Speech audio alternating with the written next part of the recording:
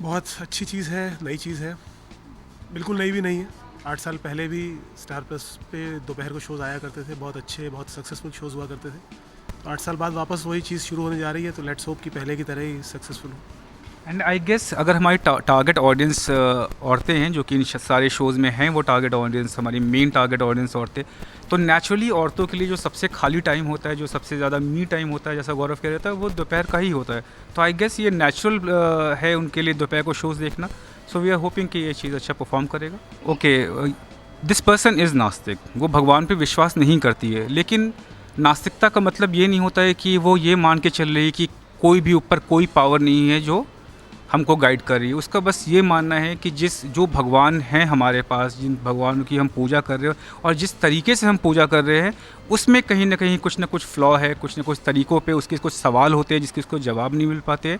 इसलिए rather than कि इसलिए वो कन्फ्यूजन शायद आ रही है कि जहाँ लग रहा आस्तिक है कि नास्तिक है, वो ना अवेलेबल गॉड्स पे विश्वास नहीं करती है। उसकी तलाश है उस भगवान के लिए जो इन सबसे परे, जो हमारे नॉर्मल जो आज रिलीजन के नाम पे इतना कुछ प्रॉब्लम हो रही है, उसके परे एक भगवान है जो कि यूनिवर्सल होगा। उस भगवान की तलाश है उसे।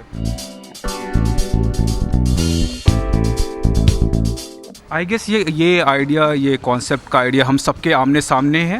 हम ऐसा कुछ कहीं से निकाला नहीं गया है। ये चीज़ को हमारे सामने अगर देखा जाए तो भगवान के नाम पे जो चीज़ें होती हैं, जो चीज़ें नहीं होती हैं, हम सारे के सारे पूरी दुनिया में सारे 90% लोग स्पिरिचुअल होते हैं, किसी न किसी फॉर्म में, किसी न किसी तरीके से भगवान को मानते हैं। लेकिन हम ये भी जानते हैं कि उन्हीं भगवान के नाम पे कुछ ना कुछ प्रॉब्लम हर जगह पे कॉन्फ्लिक्ट हो रहे हैं। इसलिए कॉन्सेप्ट सामने था, हमने बस उसको उठाया है, उसको एग्जीक्यूट करने की कोशिश की। कहानियाँ जो होती हैं, अक्सर जो भी अच्छी कहानियाँ होती हैं या जो भी कहानी कहना चाहते हो आप, वो आपके आसपास होती हैं। हम बहुत सी फिल्म्स देखते हैं, हमें लगता है कि अरे यार, ये तो सच में मेरे आसपास ऐसा ही होता है, ये कैरेक्टर तो हमारे घर के पास ही है।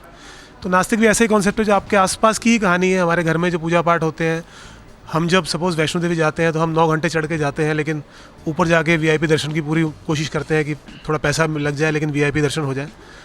तो वैसी ही कोशिश अगर वो लड़की इस बात पे सवाल करती है तो उतनी सी बात है। तो कहानी हमारे आसपास ही है, कॉन्सेप्ट हमारे आसपास ही था, उसको टैप करना और सोचना कि उस पर एक कहानी गढ़ी जाए, वो कोशिश की है।